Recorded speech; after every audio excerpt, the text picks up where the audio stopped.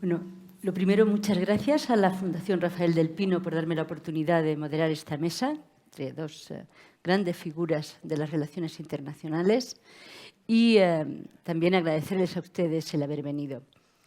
Yo voy a dar simplemente unas notas muy cortas y luego me voy a dedicar, antes de que ustedes empiecen a preguntarles, les voy a preguntar yo a los dos ponentes que tenemos. Solamente decir, hoy es 9 de septiembre, hoy se cumplen 43 años de la muerte de Mao Zedong, o sea, del hombre que fundó la República Popular de China. Y muy pronto se cumplirán los 70 años de la fundación de la República Popular, el 1 de octubre.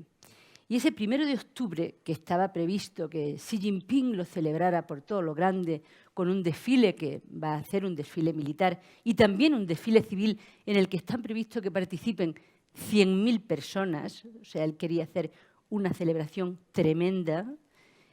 Ese desfile, decimos, no va a ocultar que China se encuentra ahora mismo en otro momento crucial de su historia. ¿Y por qué es un momento crucial de la historia de China? Pues es un momento crucial de la historia de China porque el traje de China parece que se le está quedando pequeño. Vemos cómo los nacionalismos, el nacionalismo central se enfrenta a los nacionalismos periféricos de Hong Kong, de Taiwán, y no solo el nacionalismo central contra los periféricos, también el nacionalismo de la mayoría Han, que son el 91% de los chinos, con los nacionalismos de las minorías, como los uigures en Xinjiang, como los tibetanos en Tíbet. Entonces, por una parte tenemos el nacionalismo, por otra parte tenemos que hoy en día China se encuentra también en una desaceleración económica y no sabemos si esa desaceleración económica va a poner en riesgo los 40 años que han hecho de crecimiento tremendo que ha tenido China y que la han convertido en la segunda potencia económica mundial. Y además, como bien ha dicho Anna Salomon, nos encontramos con la hostilidad entre China y Estados Unidos. Nos encontramos con esa guerra comercial que es bastante más profunda de lo que parece porque oculta detrás una rivalidad entre China y Estados Unidos por la gobernanza global del siglo XXI y una rivalidad, sobre todo, por la transformación tecnológica y por la revolución tecnológica. China sabe que sufrió los 100 años de humillación porque no quiso participar de la revolución industrial de Europa y no quiere ahora que nadie le pase en la revolución tecnológica. Y eso, evidentemente, ha hecho el enfrentamiento entre las dos potencias. Y todo esto se produce, esas incógnitas sobre el futuro de China, se producen en un mundo en absoluta convulsión, en un mundo que está en convulsión en parte por esa misma reemergencia de China, en un mundo con un planeta exhausto, en un mundo en donde nos estamos planteando si el sistema que tenemos, el sistema que heredamos de la Segunda Guerra Mundial es válido y hacia dónde vamos. Y en un mundo en el que, como ya se ha dicho, no sabemos si Europa de una vez va a decidir que quiere ser un actor en el mundo y que para ello tiene que unirse y digamos que tiene que ser autónoma y pagar el precio de su autonomía. Y por otra parte, un Estados Unidos con un Trump que se pasa el día diciendo aquello del American First o el América primero, como si fuera el canto del cisne. En estas circunstancias, yo te pregunto, Fidel, ¿tú crees que China está preparada para hacer frente a la guerra comercial? Gracias, Georgina. Realmente, yo me acordaba cuando en los años 80 estuve destinado en Japón y hubo esta guerra comercial entre Estados Unidos y Japón. Y yo creo que esto es muy diferente. Estamos ante algo distinto porque esto realmente es el primer episodio de esta nueva era de competencia a cara de perro entre China y Estados Unidos. Entonces, los dos saben que estamos empezando un proceso que va a ser muy a largo plazo y ninguno de los dos quiere cometer errores que luego le pudieran determinar a lo largo de este proceso, ya porque fueran vistos en una posición de debilidad o porque a lo mejor se atrevieran a ir demasiado lejos y luego tuvieran que retroceder.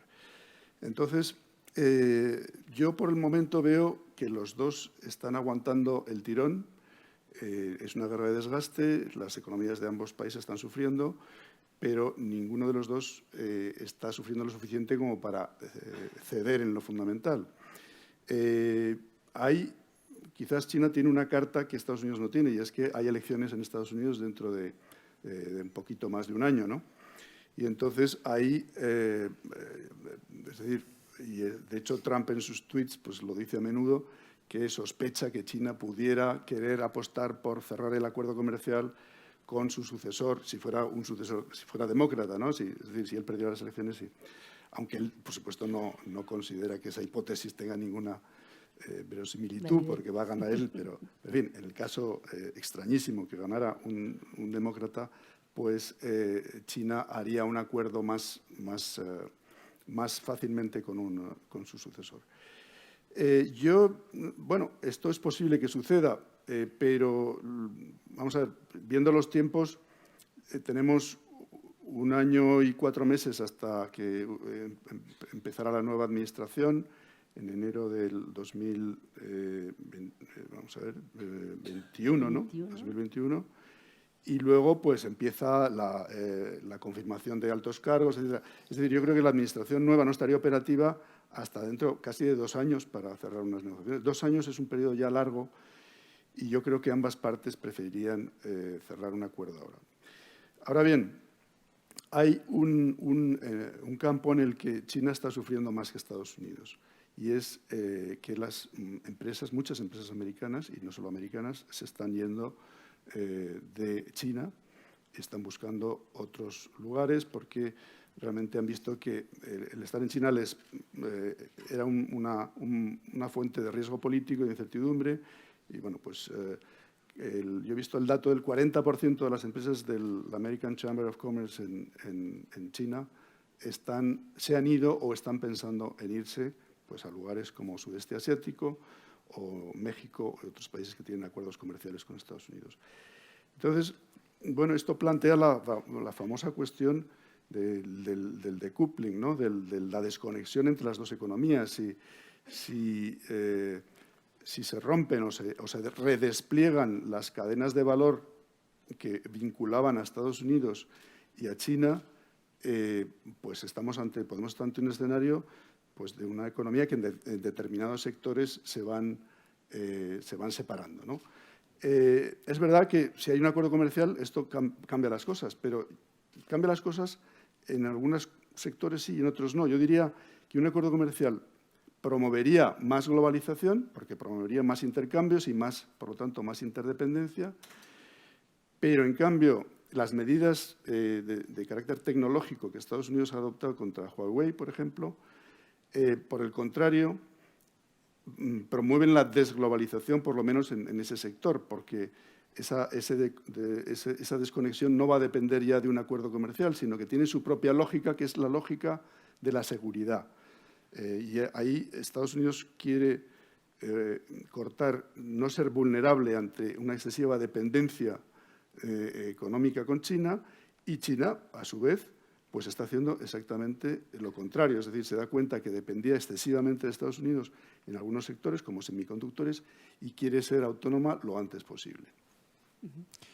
En tu interesante investigación, que la has titulado El triángulo en el juego largo, sugieres que los dos grandes, digamos, planes que China hoy en día, que Xi Jinping hoy en día tiene y utiliza, que es por una parte el tecnológico, el Made in China 2025, o sea, creado en China, que no es hecho, sino creado con su propia tecnología, y el otro, el diplomático, la gran ruta de la seda, es lo que ha desatado la rivalidad de Estados Unidos y lo que también ha sembrado digamos, el miedo, la incertidumbre también en otros países, ¿no? por estos dos grandes planes con los que China, o sea, con los que Xi Jinping pretende el rejuvenecimiento, el renacer de China, ¿no?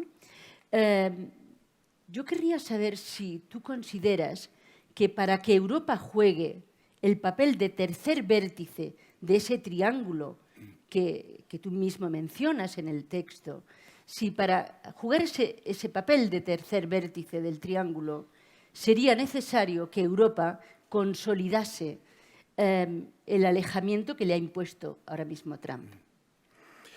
Bien, yo lo que veo es que Europa está enfrentándose a tres grandes desafíos simultáneamente. El desafío de un debilitamiento de su proceso de integración, con Brexit y también con el ascenso de fuerzas nacionalistas que son euroescépticas, el desafío de un deterioro en la relación transatlántica y el desafío de una vuelta a una política de poder entre las grandes potencias en las que pues Europa tiene peores cartas que en la situación anterior, en la que, es decir, la competencia no se basaba tanto en la cuestión de seguridad, que es en la que Europa tiene más debilidad.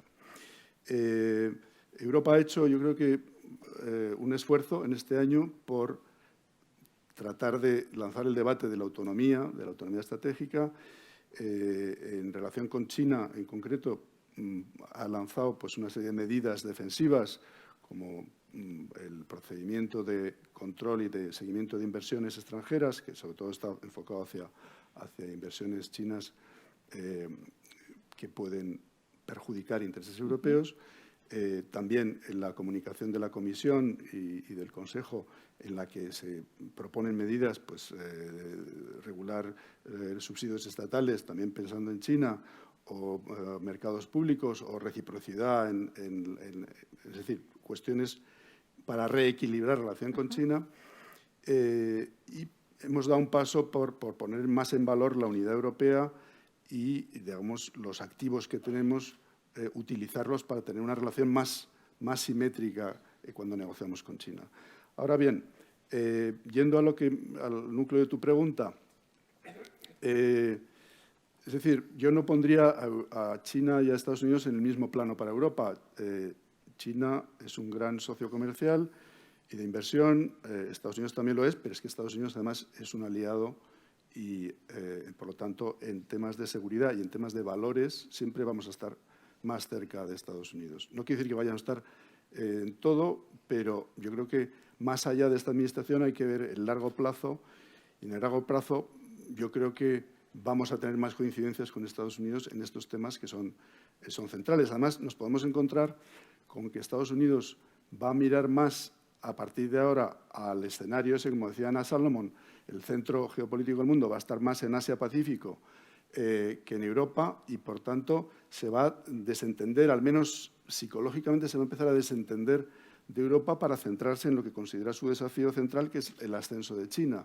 Entonces, nos podemos encontrar con que en lugar de menos Estados Unidos, vamos a querer más Estados Unidos, porque podemos percibir que nuestra seguridad no somos capaces todavía, y porque el concepto de autonomía estratégica es un concepto muy a largo plazo, y mientras tanto nuestra seguridad depende en grandísima medida de esta alianza con Estados Unidos. Y esto lo estamos viendo en países del este de Europa, que no se fían que Estados Unidos vaya a estar en Europa para siempre y prefieren trenzar una relación bilateral con Estados Unidos. Ahora bien, con China pues tenemos afinidades en muchos campos, vamos a decir, cambio climático, no proliferación, incluso en la propia mantenimiento de un orden comercial abierto frente a tensiones proteccionistas.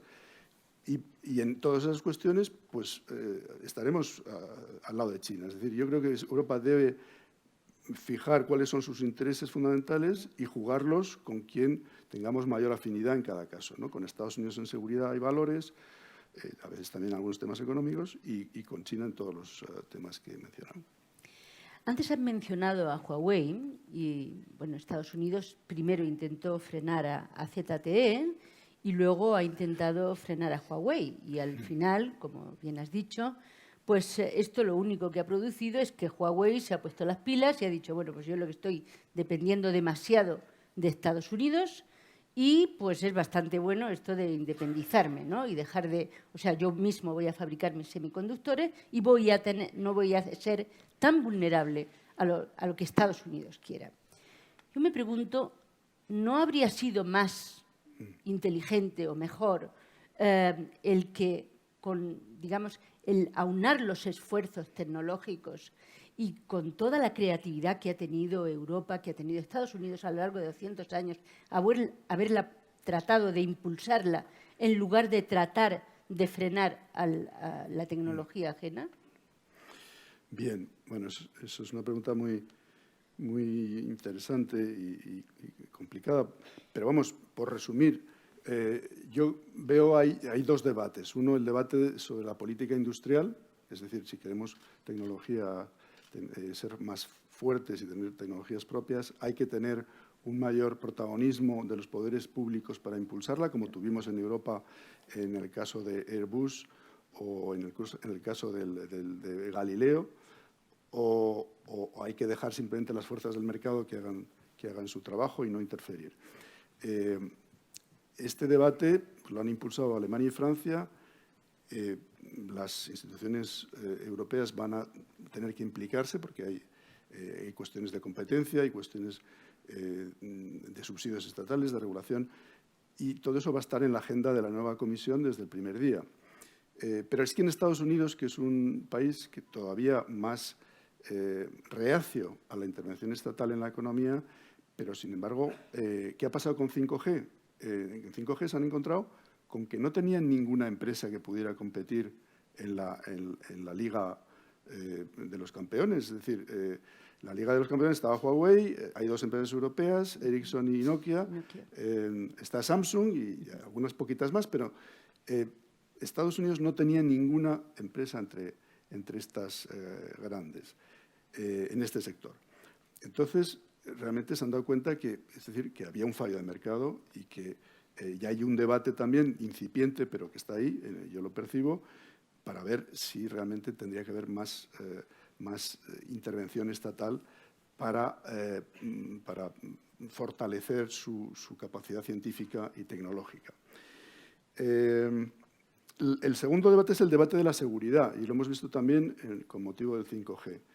En Europa, es decir, los riesgos de que haya una empresa china como actor predominante en las redes de telecomunicaciones 5G en Europa, pues sin duda es un riesgo que se entiende, pero en Europa se ha querido mitigar el riesgo, equilibrar las consideraciones económicas con las consideraciones de seguridad, y esto ha sido un poco la posición, pues yo creo que de la inmensa mayoría de los países.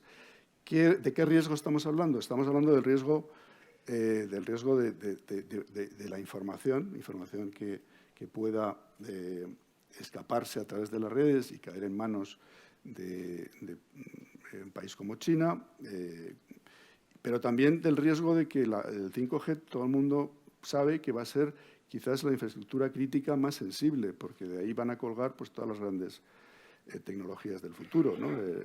Ya sean aplicaciones de inteligencia artificial o los coches autónomos o la smart cities o smart factory, etc.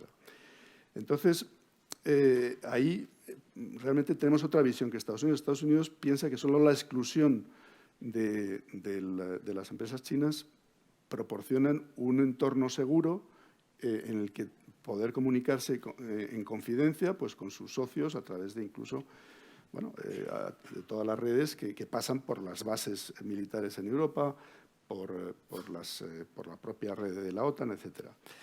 Entonces, ¿qué sucede aquí? Si vemos lo que pasa en otros países, en Japón, en Australia, en Vietnam, son países que también han excluido a Huawei.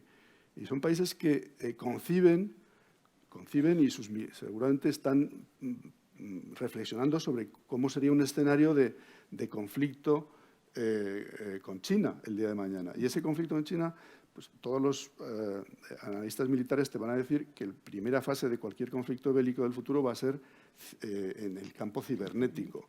Y entonces, estos países han preferido excluir a Huawei precisamente porque, no por presión de Estados Unidos, sino porque no quieren quedar en situación de vulnerabilidad si un día llegan a una situación de tensión con China.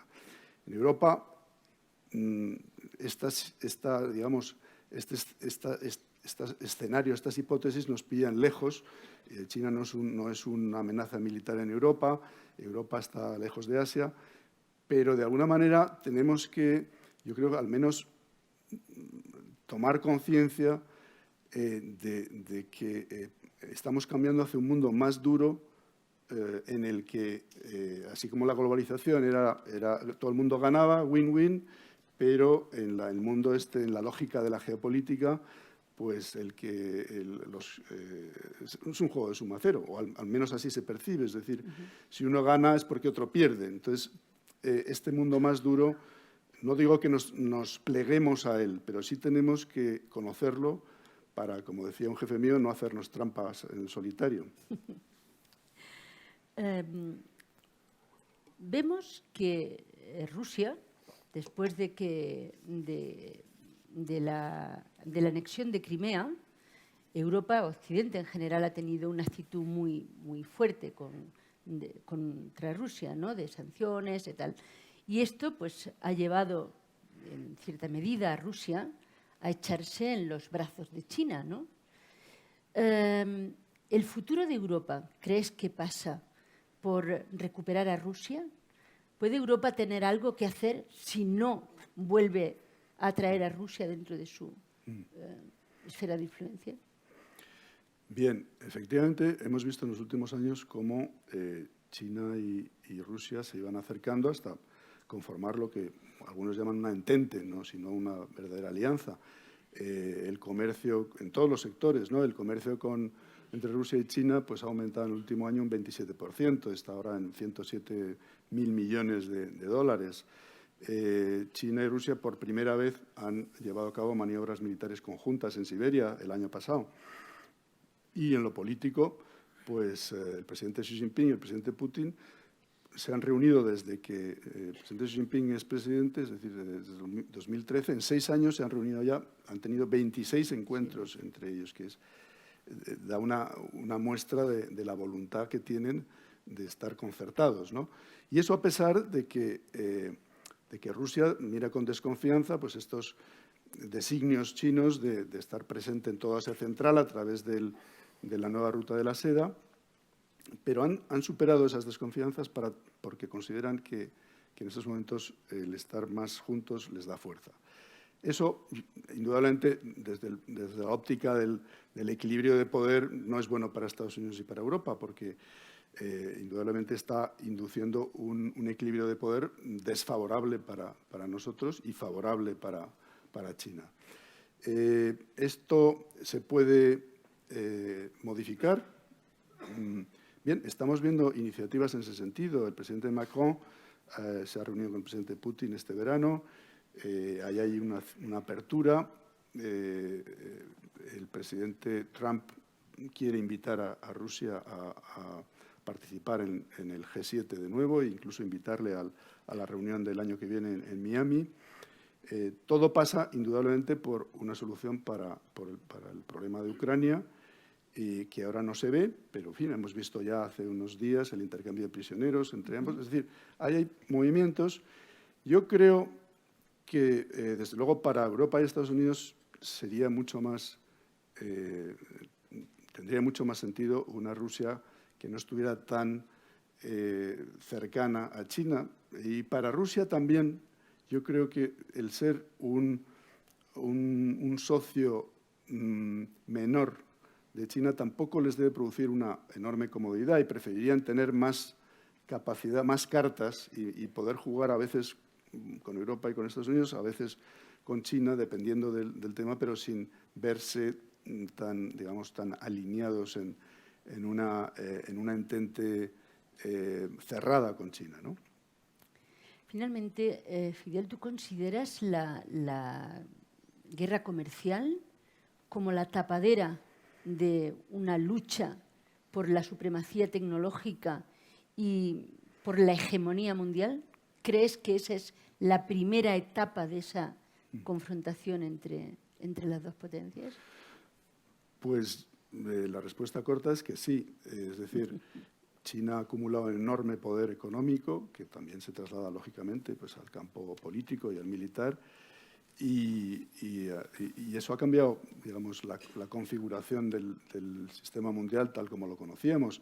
Estados Unidos vivió su momento unipolar después de la Guerra Fría, en un momento en el que Rusia se estaba recuperando del descalabro de la Unión Soviética y China estaba concentrada en su desarrollo económico y estaban prácticamente desaparecidas del panorama internacional. Entonces, Estados Unidos pues, era la única superpotencia. Pero es que ese mundo se ha acabado ya. Ya hay una potencia como China que puede tener una economía mayor que la de Estados Unidos en no muchos años. Tiene ya sectores tecnológicos avanzados en los que está empezando a ser enormemente competitiva. Ha modernizado sus fuerzas armadas y es un actor de primer orden, ¿no? Entonces ahí pues entramos en esa dinámica que no es nueva en la historia, sino todo lo contrario, de la potencia emergente que rivaliza con la potencia establecida, ¿no? Esta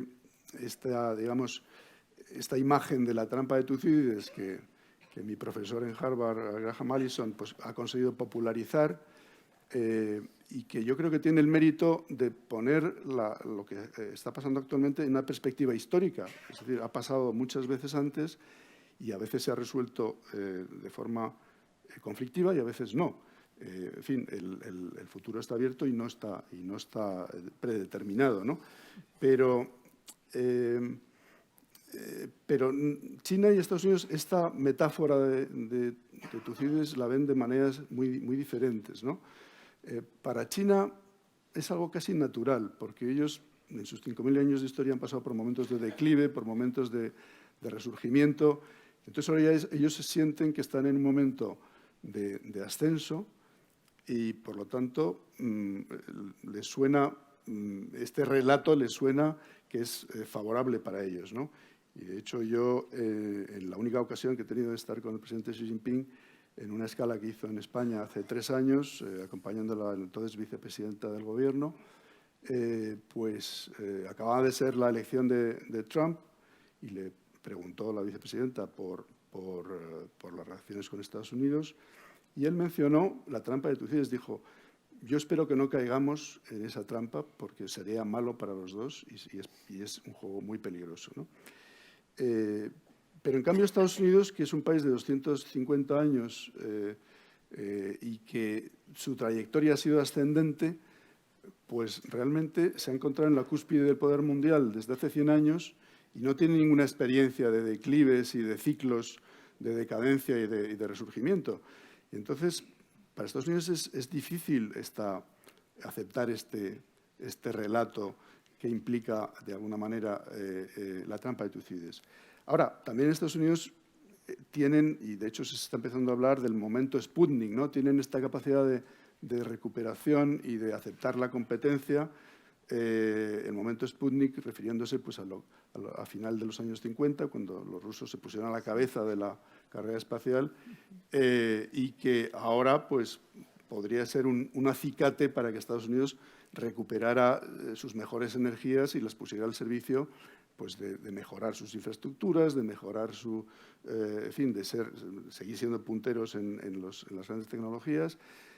Para eso hace falta también pues, que recuperen un sentido de un cierto consenso político que no es fácil vislumbrar a día de hoy, pero que tampoco es imposible. Yo lo que sí veo es que, es decir, hemos pasado históricamente por etapas difíciles en las relaciones entre Estados Unidos y China.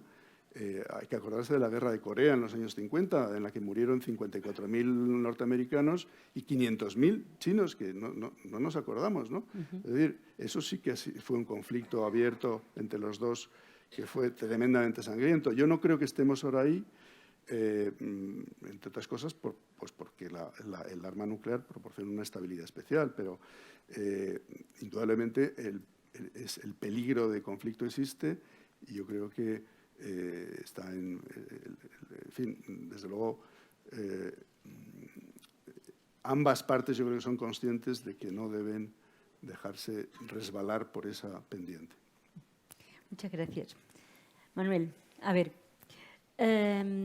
vamos a hablar del nacionalismo. Vemos que el nacionalismo es creciente entre los líderes y entre la opinión pública, es creciente en Occidente y en Oriente, y en el fondo se está convirtiendo, digamos, en el mayor desestabilizador del orden internacional nacido después de la Segunda Guerra Mundial. ¿Tú crees que el nacionalismo que en China, como ya he dicho al principio, tiene no solo ese rasgo del nacionalismo central contra el periférico, sino además el nacionalismo Han contra los nacionalismos de las minorías? ¿Tú crees que el nacionalismo es el talón de Aquiles de China? Pues bueno, es un placer estar con todos vosotros. Yo he intervenido en algunas ocasiones en la Fundación y siempre había mucha menos gente, así que supongo que estáis por Fidel y por Carolina, así yo voy a ser muy breve para que podamos volver al tema central, ¿no? La pregunta es muy importante, ¿no? Y yo creo que toca temas esenciales, ¿no? Entonces, antes de poder responder, quería dibujaros un poco cómo veo yo la cuestión del ascenso de China y cómo entra la cuestión de modelo político y de ideología dentro del debate, ¿no? El telón de fondo para mí de toda esta discusión, ¿no? Y que hace que esto sea tan interesante es que el ascenso de China forma parte de un dibujo mucho mayor, que es el cambio en la arquitectura internacional, en la estructura de poder, como estaba mencionando Fidel, y además un cambio que está llevando por distintos motivos a un cuestionamiento de la arquitectura internacional liberal y a la legitimidad de esa arquitectura, que nace de un consenso en Occidente desde después de la Guerra Mundial, la Segunda Guerra Mundial, y a nivel global después de la Guerra Fría. Y ese cuestionamiento se produce, a mi modo de ver, por dos fuerzas, ¿no? Una exógena o de asedio al orden desde fuera, y ahí entra la pieza china, y ahora entraré, porque en el orden, en los últimos 10, 20 años, han emergido una serie de fuerzas de nuevos países y de realidades que cuestionan la arquitectura internacional en elementos muy fundamentales, y ahora llegaré a ellos, ¿no? Incluso el político mismo, la legitimidad de la democracia liberal y la democracia representativa, y un componente no exógeno, sino endógeno, que es una verdadera implosión del orden liberal desde dentro de ese orden, ¿no? Y es el creciente apoyo a fuerzas iliberales y a posicionamientos abiertamente liberales en países occidentales, como es el Reino Unido, Estados Unidos. Y es la combinación de esas fuerzas lo que hace que este sea un momento tan extraordinario, donde tenemos antagonistas emergiendo y cada vez más importantes, y un proceso de debilitamiento de la arquitectura desde dentro o por parte de aquellos que la construyeron. Yo no sé cuál de estos dos procesos es más grave, aunque me atrevería a decir que probablemente el de implosión sea más grave, porque está produciendo unos liderazgos y una fractura y un debilitamiento inmenso, ¿no? ¿Qué le hace más daño a la legitimidad de la Unión Europea, ¿no? ¿Las amenazas externas de esa unión o el Brexit o una posible presidencia de Marine Le Pen en Francia? ¿Qué le hace más daño a la OTAN, ¿no? ¿Las amenazas externas en la frontera este de la OTAN o la presidencia de Trump, ¿no? Y su cuestionamiento de ciertas cláusulas? Entonces, por contestar a la pregunta en la cuestión china, ¿no? En concreto y en nacionalismo. ¿Y por qué hablamos, por cierto, de guerra fría tecnológica y por qué, en parte, este marco empieza a ser un marco que se utiliza? Yo creo que aquí hay dos factores. Hay un factor económico que está detrás del ascenso de China y por qué ese ascenso es tan problemático. Y aquí ha habido un cambio en la estructura de la economía internacional, es para los que la hemos estado estudiando verdaderamente fascinante, que se manifiesta a mi modo de ver en tres cuestiones, ¿no? Esto es cómo la tecnología y la economía digital ha cambiado el modelo económico internacional. El primero es que la economía digital está produciendo una concentración de conocimiento evidente en ciertos clústeres de conocimiento. Esto es atípico porque nadie lo esperaba, de hecho esperábamos lo contrario. Seguro que muchos de vosotros leísteis las tesis del mundo plano, ¿no? De Friedman y de otros. La economía digital iba a distribuir el conocimiento geográficamente, uno se iba a poder conectar a través de Internet a procesos productivos donde estuviere, iba a haber casi un renacimiento de la periferia, ¿no? Del campo. La realidad está siendo justo la contraria. La economía digital está produciendo una concentración de conocimiento.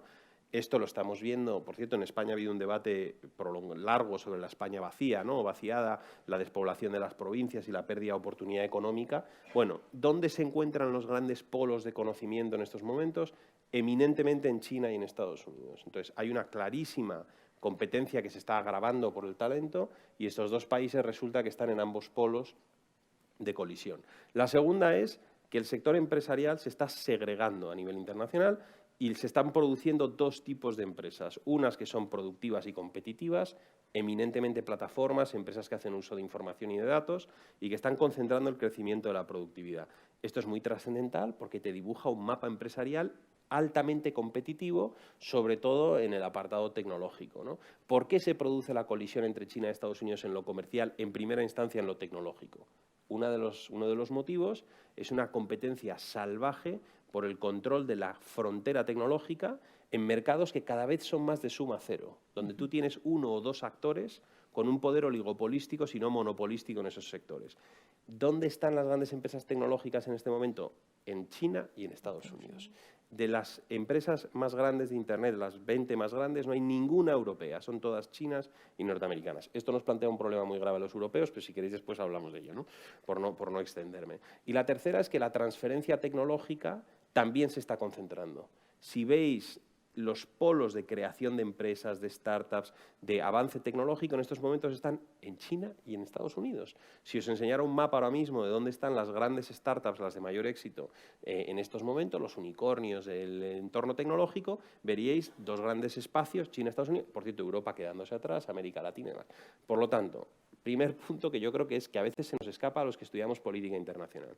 Hay una serie de tendencias en la economía que hacen que esa trampa de Tucídides sea más probable de lo que era antes, ¿no? Una economía mucho más competitiva, de suma cero y de colisión de intereses. Pero esto no es lo interesante. O sea, yo creo que esto es interesante, pero lo que es fascinante es lo que está produciendo la tecnología en cuanto a modelo político. Y aquí toco lo que tú comentabas, ¿no? Y yo creo que es el corazón del debate. Porque China está desafiando otra de las grandes tesis de la ciencia política en los últimos años, que lo que decía era que cuando un país golpeaba cierto nivel de renta per cápita, de riqueza, esto precipitaba una transición democrática. La teoría era que bueno, un Estado con una clase media amplia tenía una serie de demandas complejas y de problemáticas sociales que un Estado centralizado autoritario no era capaz de gestionar, por lo tanto se veía desbordado y se producía un vuelco democrático. Bueno, China está desafiando esta teoría, está en niveles de renta per cápita ya acercándose, donde ya habríamos visto en otros casos inestabilidad política y una demanda de transición política, y eso no se está viendo. Al contrario, estamos al parecer viendo una mayor concentración.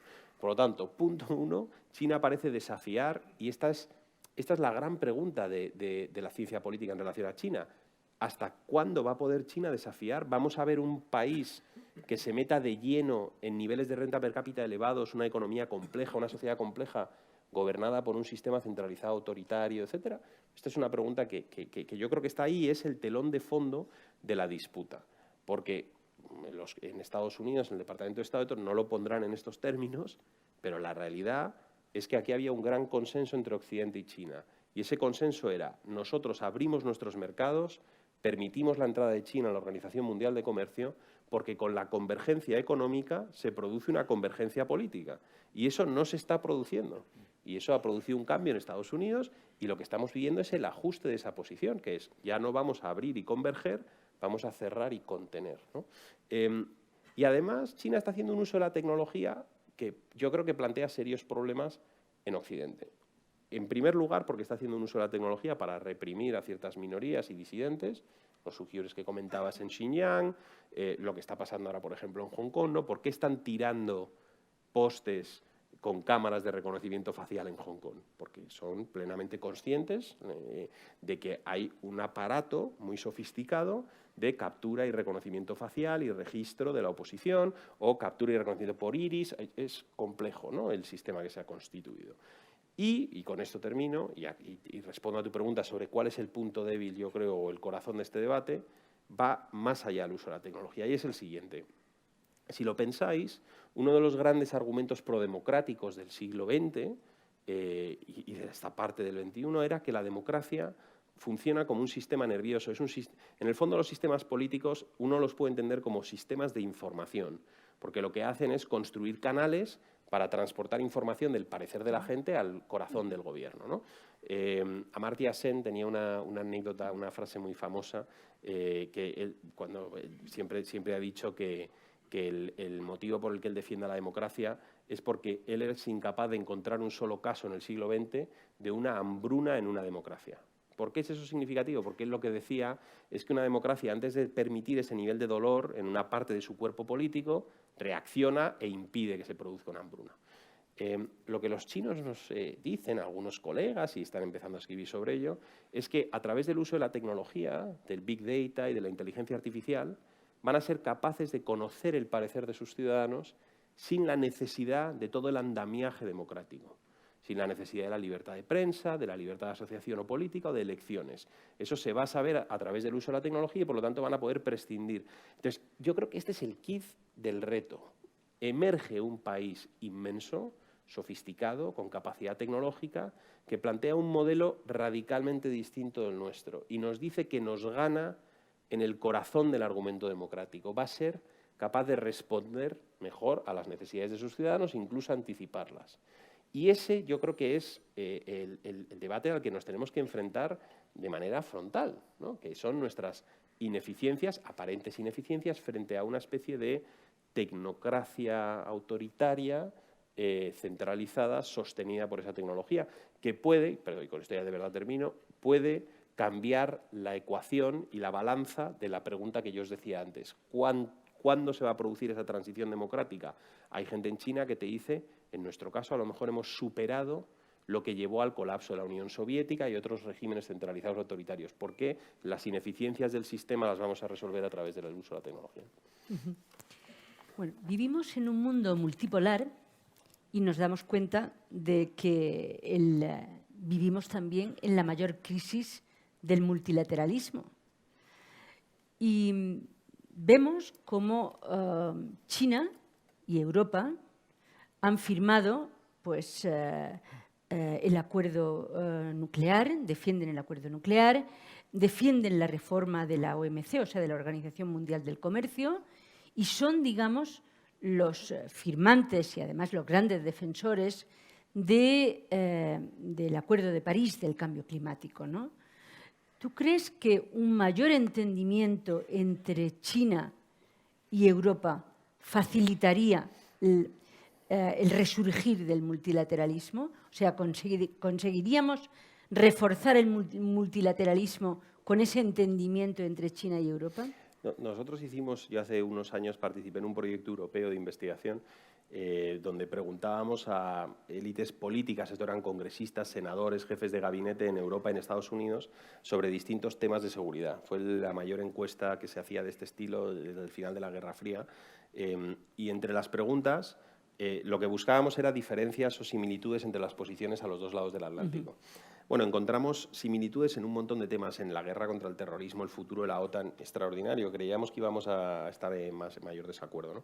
Pero encontramos un tema sobre el que había una diferencia fundamental entre Estados Unidos y Europa, y ese era la percepción del ascenso de China. Teníamos una pregunta en la encuesta que era, ¿es el ascenso de China una amenaza militar estratégica para tu país? Los europeos decían un 30% que sí, los norteamericanos un 70% que sí. O sea que frente a este hecho, que es probablemente, antes decía Ana, ¿no? la relación más importante, el hecho geopolítico más trascendental de nuestra era, que va a ser la relación entre China y Estados Unidos, perdón, la interpretación y cómo gestionamos el ascenso de China, resulta que los socios transatlánticos tenemos, los socios de Estados Unidos y Europa, posiciones de partida radicalmente distintas. A mí me parece que Europa tiene una labor extremadamente compleja porque por una parte está la cuestión normativa que os decía, el asalto al modelo democrático, a las libertades individuales, al respeto de las minorías que plantea este modelo centralizado, autoritario, tecnológico. Y por otra parte está la necesidad de hablar con China sobre muchas de estas cuestiones. China representa un porcentaje de las emisiones globales de carbono que se acerca ya a 1/3 del global. O sea, estamos hablando de que este es un socio indispensable, un interlocutor indispensable en muchas cuestiones, ¿no? A mí lo que me parece es que el elemento político central debería estar muy presente en el debate europeo, tal vez más de lo que lo está. Yo creo que domina y casi arrastra por completo el debate norteamericano. Ellos ven aquí un antagonista, ¿no? Un rival sistémico profundo. Y yo creo que ahí nos vamos a una colisión bastante sostenida en el tiempo, en lo comercial y en otros aspectos. Europa todavía no lo ve así y entonces yo creo que vamos a danzar en este equilibrio entre una relación de diálogo y de construcción de consensos, pero a la vez de contención de los elementos políticos más corrosivos, ¿no?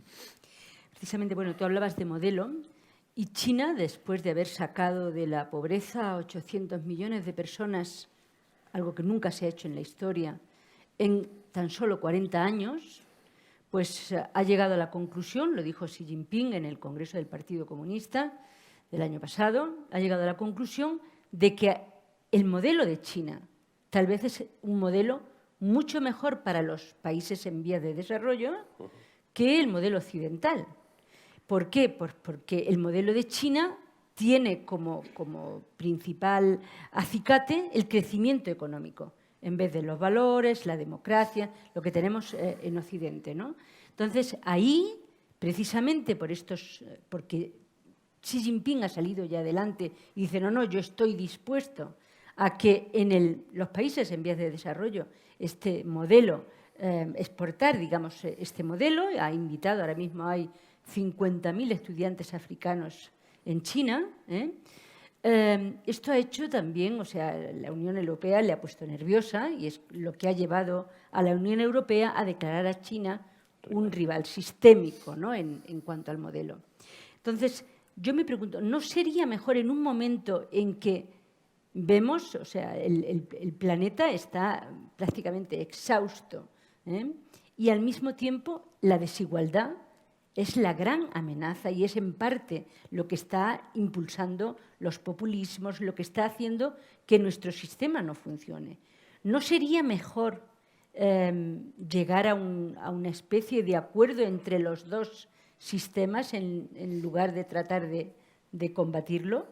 Yo lo veo muy complicado. Que tiene una dimensión sistémica y amplia es real. Hace poco ha revelado el New York Times, por ejemplo, que Ecuador ha comprado un montón de tecnología de monitoreo y de registro a China, de cámaras ya están instaladas en varias ciudades en Ecuador y de tecnología a este respecto. O sea, esto está desbordando las fronteras de China. Yo creo que hay muchos países, pues podría ser Turquía, Arabia Saudí, tal vez otros países de la región que están mirando, están buscando un modelo. Y realmente China está empezando a plantear, al principio con cierta modestia, pero tú que conoces también el país, hace 2 décadas uno iba a China y poco más que se disculpaban por su sistema y decían que bueno, que esto era la realidad china, que tenía que progresar, que ya veríamos y demás, a decirte, este es un sistema más eficaz que basado sobre una legitimidad de resultados, fijaos el crecimiento, la estabilidad, las infraestructuras, o sea, yo creo que la narrativa china ha cambiado y ya tiene una dimensión claramente sistémica, ¿no? ¿Qué es mejor o peor? Yo creo que desde Occidente o resolvemos los problemas fundamentales que tenemos nosotros dentro y ahí vienen cuestiones muy importantes de fractura política y social. ¿Qué está produciendo el ascenso del populismo? El vaciado del centro de nuestro espectro político que se está produciendo prácticamente en todas las democracias, ¿no?, occidentales y por lo tanto la radicalización de nuestra política, o con enorme dificultad vamos a enfrentarnos a la narrativa de la legitimidad y eficacia de un modelo que hasta la fecha ha arrojado unos resultados absolutamente increíbles. Antes Fidel lo ha comentado, no ha dado datos, pero si queréis yo os doy 2, por ejemplo. Entre 1970 y el 2017 el PIB chino pasó de 92.000 millones de dólares a 12 billones, 12 trillones norteamericanos. Es un crecimiento de 120 veces, ¿no?, en un periodo de 30, 40 años. El gasto militar entre 1992 y el 2019, o sea, unos 30 años, pasó de 10.000 millones a 175.000 millones, ¿no? Entonces, yo creo, si yo estuviera construyendo políticas públicas, que no lo estoy, pues soy un académico, o sea que está tranquilo, que esto no se va a producir, pero realmente yo creo que nuestra prioridad sería abordar la fractura económica y social que estamos viviendo en Occidente y arreglar, por lo tanto, la fractura política desde la fortaleza y legitimidad de nuestros sistemas, plantear el debate internacional. Ahí, claro, hay muchos diagnósticos, ¿no?, que está produciendo esa fractura y yo os doy solamente 3 líneas porque este es el diagnóstico que yo personalmente creo que es más acertado.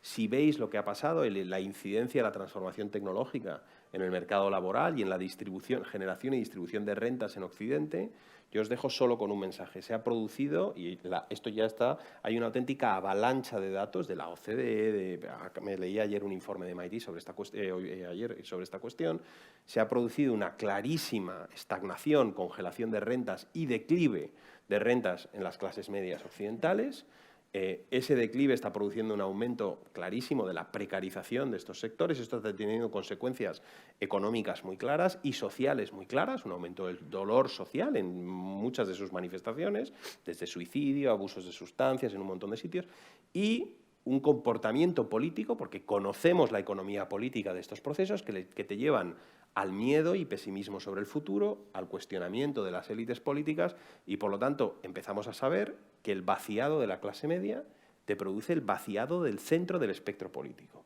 Y ese proceso te lleva a un cuestionamiento, porque te elige un liderazgo político que te lleva a un cuestionamiento de las instituciones como la Unión Europea, la Organización Mundial de Comercio y la Arquitectura Comercial, incluso la integración regional, y eso nos debilita enormemente. Por lo tanto, yo, en este punto, más incluso que hacer una defensa, ¿no?, del diálogo con China y de actuar como puente, yo creo que lo que tenemos que hacer es un llamamiento claro a la necesidad de fortalecer la legitimidad de nuestro sistema, y eso pasa por corregir los problemas económicos y de vaciado de nuestras clases medias, porque sin eso no lo vamos a arreglar. Vamos a tener un liderazgo político cada vez menos ilustrado, más incapaz de gestionar los problemas de la migración, los problemas del cambio climático, los problemas de integración regional o de la economía global, ¿no? El historiador israelí Yuval Harari, en su libro Homo Deus, advierte de la urgencia de crear instituciones, tanto gubernamentales como privadas y tal, a nivel nacional y a nivel internacional, para abordar la inteligencia artificial. Considera que el futuro está en manos de esa inteligencia artificial, del desarrollo de la inteligencia artificial, y considera que desde el punto de vista ético habría que analizar las ventajas y los inconvenientes de la inteligencia artificial y cuando éticamente sea necesario, frenar esa inteligencia artificial. ¿No sería ahora conveniente, China ha puesto gran parte de ese desarrollo tecnológico en el desarrollo de la inteligencia artificial? ¿No deberíamos ya, antes de que sea tarde, establecer un diálogo con China para saber qué vamos a hacer con la inteligencia artificial? A mí me parece un tema importantísimo y yo creo que gobernar estas tecnologías emergentes es una de las prioridades del Gobierno y de la política de los próximos años. Si veis curvas de velocidad de transformación tecnológica y social, esas curvas tienen un aspecto exponencial. La sociedad ha cambiado de forma lineal durante siglos en muchos de sus aspectos y desde hace 150 o 200 años ese cambio se ha ido acelerando y vivimos en una de estas curvas. Y la inteligencia artificial yo creo que va a alimentar ese proceso de aceleración. Y de hecho, gran parte de los problemas a los que nos enfrentamos, entre ellos los de naturaleza económica, yo creo que son una derivada del reto que nos plantea esa velocidad de transformación tecnológica a nivel social e incluso a nivel individual, ¿no? Adaptarnos a esto en conocimientos, adaptarnos a esto, el impacto que esto está teniendo en privacidad, el que está teniendo en nuestra capacidad para interactuar los unos con los otros, cómo está transformando los medios de comunicación. O sea, no es solamente la inteligencia artificial, nos enfrentamos a un reto de gobernar esta velocidad de transformación, ¿no? Ahora, si esto es algo que se debe hacer de la mano de China o no, yo creo que aquí hay una cuestión, y hablando de inteligencia artificial uno tiene que hablar de datos, porque la inteligencia artificial vive y bebe y depende del consumo, generación y consumo de información. Aquí hay una diferencia eminente y clara sobre el concepto de privacidad y de tenencia de esos datos. En China se está recopilando información, como os decía antes, y se está agregando. El nivel de agregación es alto en la policía, en el Ministerio del Interior. Esa información se agrega y se toman una serie de decisiones. Como sabéis, hay un programa de crédito social, ¿no?, de puntos, en donde, dependiendo de tu comportamiento, a ti se te otorgan o se te restan puntos, como aquí sucede con el carné por puntos, pero en vez de ser un carné y constreñido a tus derechos u obligaciones como conductor, pues ahí es directamente como ciudadano consumidor, ¿no? Entonces, a mí me parece que la regulación del Big Data y de la inteligencia artificial la vamos a abordar desde perspectivas radicalmente opuestas. Por cierto, cuando a mí me dicen los colegas chinos, vamos a mejorar el funcionamiento político a través de la inteligencia artificial y el Big Data, porque me dicen, no solamente vamos a saber lo que nuestros ciudadanos quieren, lo vamos a anticipar. Claro, lo que no te dicen es que hoy en día, con los conocimientos que tenemos de neurociencia y de ciencias del comportamiento, el conocer cómo tus ciudadanos se comportan y el darle forma o manipular ese comportamiento, eso tiene una frontera cada vez más delgada, ¿no? Entonces, Yo no creo que esto lo estén haciendo en China desde un espíritu liberal, de respeto y de atención a sus ciudadanos. Lo que se está construyendo es una maquinaria capaz de darle forma al comportamiento de la gente, anticiparla, darle forma y probablemente pues, manipular ese comportamiento. Otra pregunta importante es ¿qué va a hacer ese mandarinato, ¿no?, chino ilustrado e informado cuando lo que la información y ese sistema todopoderoso lo que le empieza a decir es que ese mandarinato se tiene que hacer el harakiri e irse a casa, ¿no? Porque de verdad se quiere una transición. En Occidente lo que hemos aprendido es que a veces hay que cambiar al liderazgo político, ¿no? y más básicamente mandarles a su casa. La pregunta es qué se va a producir, ¿no? Por lo tanto, yo creo que diálogo seguro, pero yo creo que en la cuestión de la gobernanza de estas tecnologías y en concreto el aspecto de la privacidad nos vamos a encontrar en posiciones de difícil conciliación. Y vamos otra vez a ese triángulo de la tesis de Fidel y volvemos a como última pregunta ya, antes de pasar a que sea el público el que os pregunte a vosotros. La lucha por la primacía tecnológica entre China y Estados Unidos acaba de empezar. Y ¿debe Europa tratar de no ser arrastrada a esa rivalidad entre los dos y alzarse, o sea, con su propia autonomía, con su propia voz, como bisagra entre ambos o como la forma de moderar, o sea, como colchón entre China y Estados Unidos? ¿Tú crees que es posible, que Europa todavía tiene esa posibilidad? Yo creo que cada vez va a ser más difícil que Europa opere dentro de ese margen. La presión por parte de Estados Unidos yo creo que va a ser creciente. Creo que en Europa vamos a empezar a comprender la dimensión y la escala y la dimensión tan sistémica del reto que tenemos por delante. Yo lo veo francamente complicado que podamos navegar ese espacio en el entorno que se va a construir. Es un poco trágico porque yo creo que nos vamos a ver arrastrados, pero es que desde la fortaleza no paramos de hablar, ¿no? Los europeos, cuando yo voy a conferencias y a paneles sobre la política exterior europea y demás, de la fortaleza normativa de valores que es Europa, ¿no? Nosotros debemos de tener una política exterior normativa, defender los grandes valores sobre los que se ha construido la Unión. Esos valores tienen que ver con el respeto a las minorías, con la privacidad, con el cosmopolitismo, con un alejamiento claro del nacionalismo, rechazar el nacionalismo como narrativa política. Eso en China impregna gran parte de las instituciones, ¿no? Entonces, a mí lo que me encantaría es que sanáramos parte de los problemas que tenemos en la relación transatlántica y desde la fortaleza de un sistema mucho más equitativo, justo y resiliente en Occidente, planteáramos comúnmente un modelo en cuanto a tecnologías emergentes, a modelo político. Yo creo que nos hace falta realmente una fortaleza clara en cuanto a nuestro modelo y a nuestros valores, ¿no? Y yo creo que aquí titubear va a ser cada vez más problemático en un entorno donde uno de los grandes actores, si no el gran actor económico y político, lo que está produciendo es un clarísimo asalto al corazón de los valores sobre los que se ha construido Europa, valores que yo creo que la mayoría de la gente que está en esta sala valora profundamente, en algunos casos dándolos por hecho, ¿no? Por lo tanto, mi tesis aquí sería fortaleza, vínculo transatlántico y plantear un modelo coherente y legítimo frente a otros que a mí me parece que atentan contra elementos muy fundamentales de nuestro modelo normativo y político. Y muchas gracias a ustedes por venir y gracias también otra vez a la Fundación Rafael del Pino.